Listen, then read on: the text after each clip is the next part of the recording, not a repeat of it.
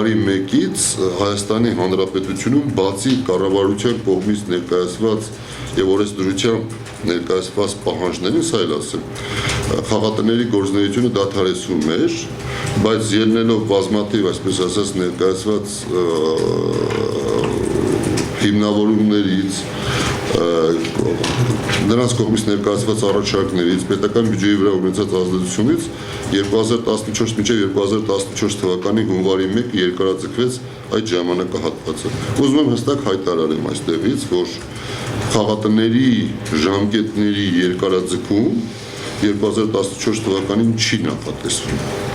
որովհետև ոմանք արդեն մտածում են, որ նորից պետք է երկարացնեն այդ ժամանակահատվածը եւ խաղատները ամբողջապես դուրս են գալիս, նորից կրկնում եմ, որոնք որ այսօրվա դրությամբ գործում են։ Մնալու է միայն Հայաստանի Հանրապետության օրենսդրությամբ նախատեսված Ծաղկաձոր, Սևան,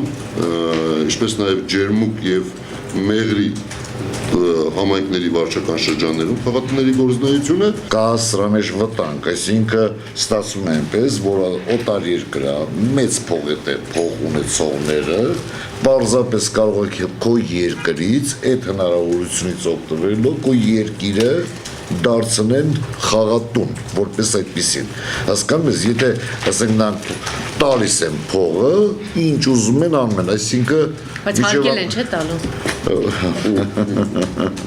Հա, ինչ է, հիմա դուք ինչ եք ուզում, որ ես ասեմ։ Ուզում եմ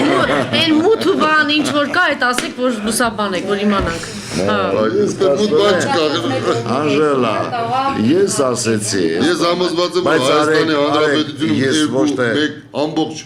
ես բարձ ասեմ, ձեզ այս հրա մեջ է կայանում պարոն Բոստանջյանի իր զիջությունը։ Ասավ հիմա ինչ եք ուզում։ Ուրեմն լսեք, ես չի ուզենա, որ մեր խոսակցությունը շարունակենք այս ուղղությամբ։ Այդուհանդերձ Բայց այն ամենայն ասեց, որ վտանգավոր է պարոն այդուհանդերձ ցույց կտա, թե այսինքն այդուհանդերձ